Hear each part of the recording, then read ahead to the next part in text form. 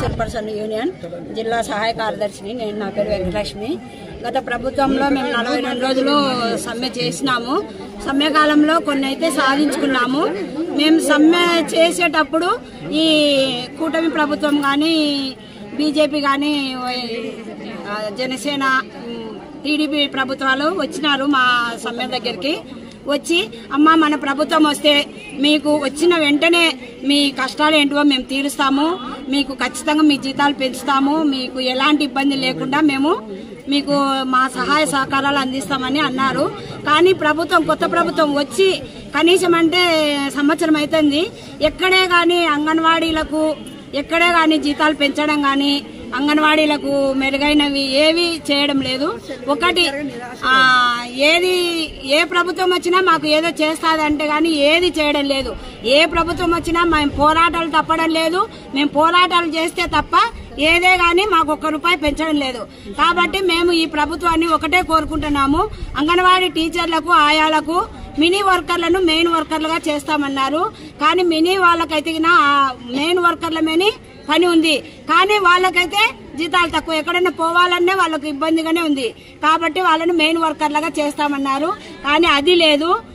జీతాలు పెంచుతామన్నారు. పక్క రాష్ట్రము గ్రాడ్యుయేట్ అమలు చేస్తామన్నారు. గ్రాడ్యుయేట్ అమలు లేదు. పెన్షన్ సౌకర్యం లేదు. సంక్షేమ పథకాలు మేమేమో ఏమి రావడంలే. మాది ఆన్లైన్లో మా ఆధార్ నంబర్ కొడితే మీరు గవర్నమెంట్ ఎంప్లాయీ అని వస్తుంది. కానీ గవర్నమెంట్ ఎంప్లాయీ కనీస వేతనం 26,000 కావాలి ఒక కుటుంబం బతకాలంటే. కనీసం అంటే ఆడ చూస్తే ఆయాలకు కానీ పెన్షన్ ఇవ్వడంలే. అంటే ఏమన్నంటే మీరు గవర్నమెంట్ ఉద్యోగస్తులు కాబట్టి మీకు రావడం లేదమ్మా అంటున్నారు. వాళ్ళ భర్తలకు వచ్చినా కానీ నీ భార్య గవర్నమెంట్ ఎంప్లాయీ కాబట్టి నీకు సంక్షేమ పథకాలు వర్తింపవు అనే విధంగా ప్రభుత్వం మారుతుంది. కాబట్టి మేము ఇలా అడుక్కోవడం మాకు అవసరం లేదు.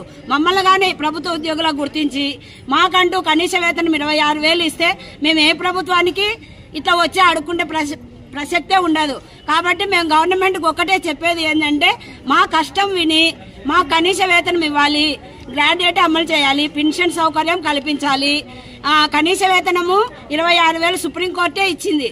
వాళ్ళకు అంగన్వాడీ వర్కర్లకు కనీస వేతనం ఇవ్వాలి అని. అది కానీ ఎక్కడ ప్రభుత్వాలు ఎక్కడ పలకడం, సుప్రీంకోర్టు ఇస్తుంది, న్యాయ సంస్థలు చెప్తున్నాయి. కానీ ఎక్కడ వేసిన గొంగలు అక్కడే ఉంది.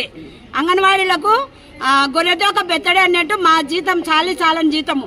ఇప్పుడు మార్కెట్ పోవాలంటే ఎంత సరుకులు వస్తున్నాయంటే కనీసము ఈ ధర అనుకూలంగా కానీ మెను చార్జ్ చేయడం మా వాళ్ళకు కూర బిల్లులు కానీ గ్యాస్ బిల్లులు కానీ ఎక్కడే కానీ ఫస్ట్ 5-6 ఏళ్ల ముందు ఏ మెను ప్రకారం ఉందో అదే డబ్బులే ఇస్తున్నారు. కానీ ఎక్కువ డబ్బులు ఇవ్వడంలే.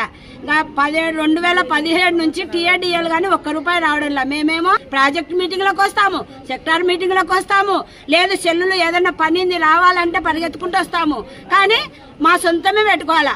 మాకు వచ్చే 11,500 జీతంలో మేము పిల్లలకు పెట్టుకోవాలా, మా హౌస్ రెంట్లు పెట్టుకోవాలా, గ్యాస్ బిల్లులు పెట్టుకోవాలా, ఛార్జీలు పెట్టుకోవాలా. ఇన్ని దానిలో మా కుటుంబాలు కానీ బతకాలి కదా. అందుకనే మేము ప్రభుత్వాన్ని ఒక్కటే ఉంటున్నాము. కనీసం 26,000 ఇవ్వాలి, ప్రభుత్వ ఉద్యోగులుగా గుర్తాలి, సుప్రీంకోర్టు ప్రకారము గ్రాడ్యుయేట్ అవ్వాలి. సిటీ